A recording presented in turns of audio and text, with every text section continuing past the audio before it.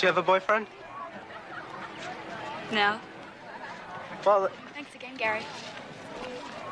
Imagine being young, full of hope, and madly in love. You do everything you can to be the good guy, the knight in shining armor, and then reality hits. Today we're taking a deep dive into The Last American Virgin, an 80s gem that hits harder than you would expect. This movie isn't just another teen rom-com. It's a crash course in heartbreak and the brutal reality of the nice guy trap. The Last American Virgin takes us down the road, showing us how painful it can be when the nice guy realizes that love isn't about playing by the rules. But here's the twist. Maybe he didn't deserve sympathy in the first place. After all, we're talking about Gary, a guy who steps into the role of the reliable simp jutsu master without a second thought. So why is it that the Garys of the world find themselves sidelined while the Ricks seem to thrive?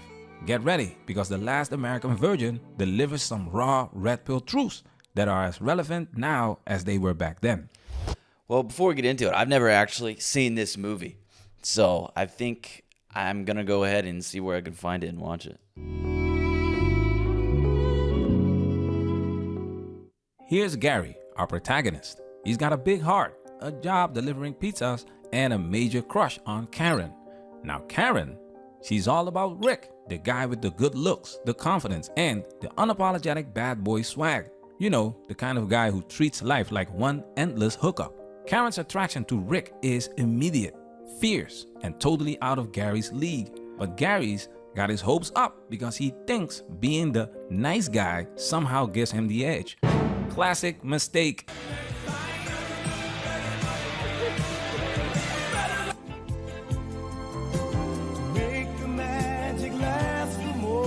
Rick isn't trying to win her over with kindness. He's not concerned with her problems. He's not giving her emotional support. And he's certainly not offering any financial assistance. But there's an undeniable spark there. A raw instinctual attraction that doesn't care about nice guy qualities. Attraction isn't about logic, and Karen's eyes are set on Rick from the start. Tough news for Gary, but he hasn't realized it yet. So why does Gary even bother? What keeps him so dedicated to someone who's clearly out of reach? Well, he's about to find out exactly what happens when you confuse kindness with entitlement. Well, if I had to take a guess, what happened in this movie was the nice guy acted like she was better than him, and the guy she was actually attracted to acted like he was better than her.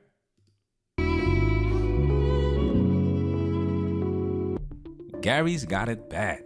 When Karen finds herself in a tight spot, it's Gary who steps up. He's there for her emotionally. And again, what do we know about most women, right?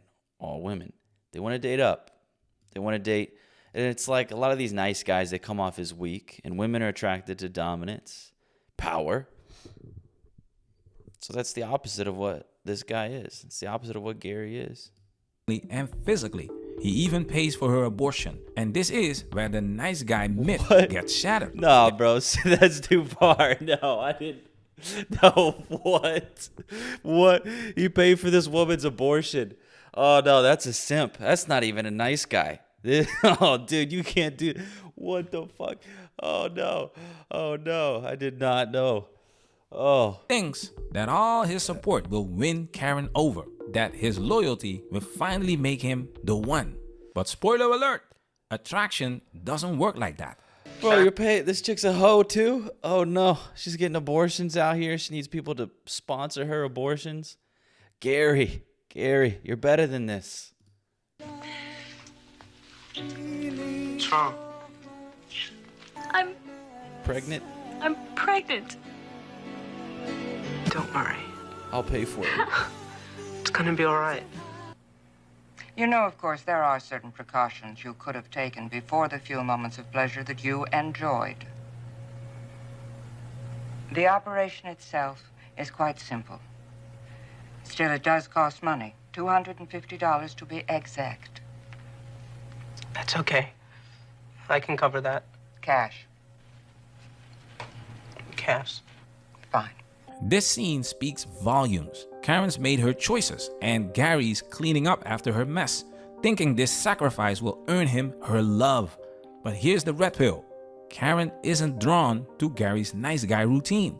She's seeking stability, sure, but that's not the same as wanting him. If anything, Gary's constant support makes him more like a fallback plan, a convenient safety. Well, Gary was raised by a single mom, and Rick was raised in a two-parent household. Not someone she actually desires. That's probably not true, but, obviously just bullshitting here. And we have to ask, is Gary really that innocent here? He's not interested in Rose, who clearly likes him. So it's not just about being nice, it's about selective attraction, even though attraction is not a choice. Gary only wants the one he can't have, which ironically is the same brutal game Karen is playing with Rick.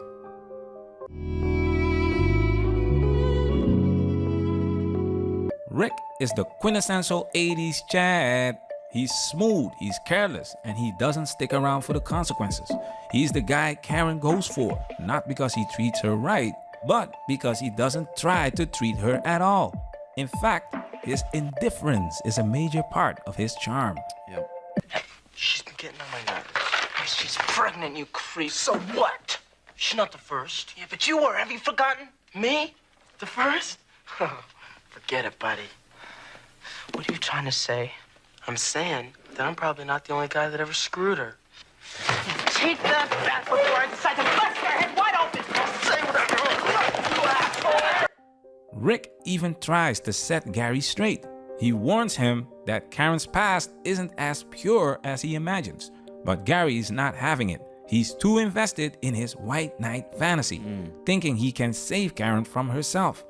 Gary's hooked on an illusion, convinced that being a good guy somehow entitles him to Karen's affection. And I've never seen this movie, but here's the thing. Women like this, they will happily string along these nice guys and extract them of their resources, just like she did, to help her get an abortion.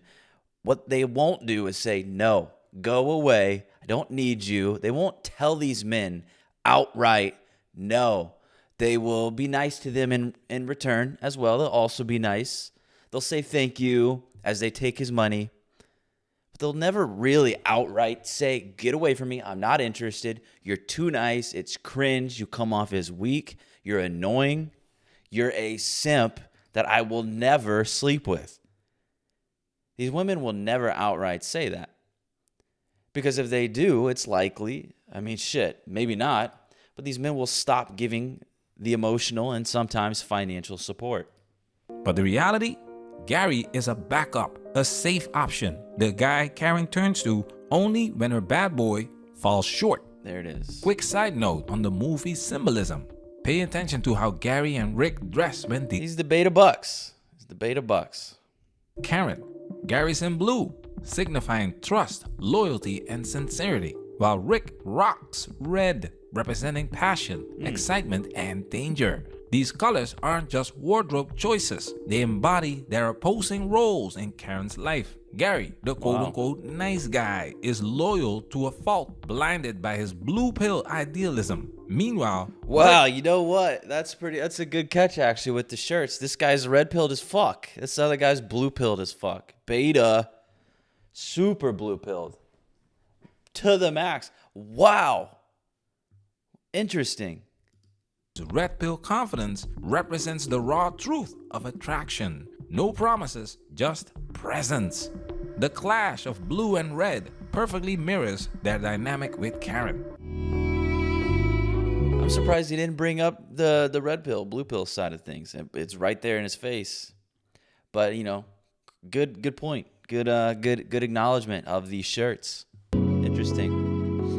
The movie builds up to a brutal yet necessary lesson for Gary, and by extension, for every nice guy watching. Gary finally does the single thing he never should have done. He confesses his love to Karen. You can almost hear the violence in the background as he pours his heart out, expecting some kind of redemption. But guess what? Karen, she's not having it. She's already back with Rick, the guy who literally abandoned her when she needed him most. This ending hits hard because it's so unflinchingly real. The so-called nice guy was never going to win her heart. And here's why that's a good thing. Did my best, but I guess my best wasn't good enough. This is pure gold. And that song by James Ingram, Just Once, amplifies the brutality of this scene. Gary's heartbreak is the red pill he needs. He finally sees the game for what it is. Brutal, yes, but also enlightening. His feelings don't entitle him to Karen's affection, and being a nice guy isn't a trump card. Instead, he was acting like a simp jutsu master, mistaking sympathy and emotional investment for love. And the harsh truth, Karen was never his to win. This is the exact lesson so many nice guys need to wake up to. Yep, he learned the paradox of mating. The painful reality of The Last American Virgin is that attraction doesn't care about fairness, kindness, or effort. Gary's role as the nice guy didn't earn him anything but a harsh wake-up call. Meanwhile, Rick, the Chad, gets Karen's attention without lifting a finger. But here's the twist. Gary doesn't have to stay in his role. This is a wake-up call to raise his standards, see the game for what it is, and stop treating women like they owe him anything for his nice guy routine. And this is Gary. Hi, Gary. Oh. Hi, Rose. Would you like to dance, Gary? Let's dance. Rose, I don't know. Come on, dance. If he started piping Rose, then the other woman might be more interested in him.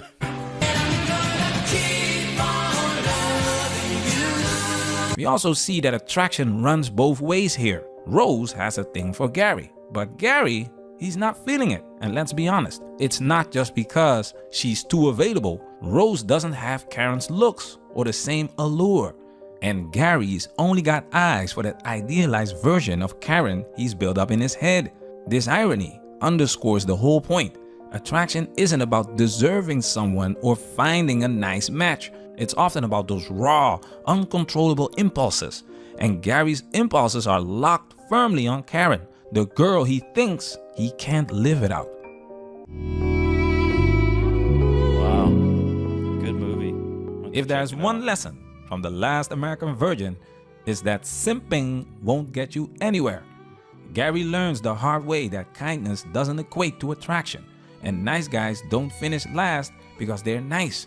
They finish last because they put themselves last and expect kindness to make up for lack of real chemistry.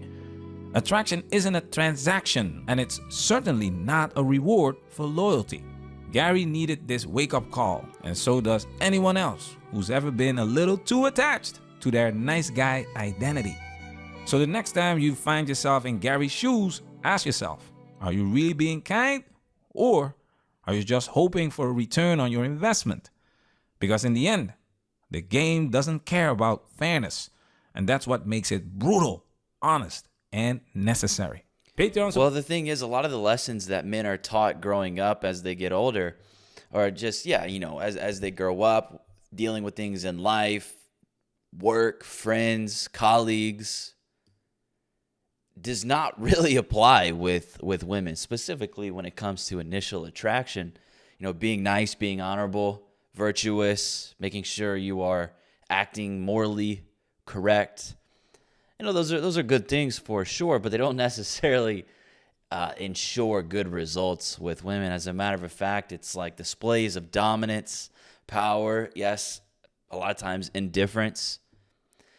That is ultimately what works well with women, because when he mentioned indifference, and that's absolutely true, because this man's indifference, one, right, like I said earlier, it signals to Karen that take it or leave it. I can do without you, and if you want to stick around, that's cool too. But I'm gonna go over here. I've got other sexual options. You're not that big of a deal. I'm not pedestalizing you just because you're a woman, like Gary is over here. Now, maybe that's not what Gary was doing, because he was also kind of kicking Rose to the curb, putting her to the side as well. But he just was kind of doing too much. He was pedestalizing Karen. He was treating Karen as if she was better than him. And you put a woman on a pedestal, you ended up looking up at her, and she ends up looking down at you, and that's just not conducive to attraction. And Rick knew that. Rick knew it from his experience with women. A lot of these guys, some of these guys might be natural. You know, Rick and Gary, they really weren't that different when it came to looks. But if Gary were to embrace more of a bad boy type of thing, maybe started doing going outsider's route, started slicking back his hair, started wearing darker colors, being more dominant, kicking that whole nice guy shtick to the curb, started piping Rose, making Karen feel a little bit jealous, stopped simping, stopped being the nice guy, you know, things could have changed. But what a great movie. I'll have to check it out. Some good lessons in there. I really like the difference in shirts. The guy, Gary, was wearing the blue shirts. Rick wearing the red. It's pretty interesting, right? How it plays into what we talk about even to this day with the whole blue pill, red pill thing. Fascinating. But yeah, this video was from Manosphere Highlights Daily, so go give him a view. And if you enjoyed the video, leave me a subscription as well as MHD. And I'll see you later. Bye-bye.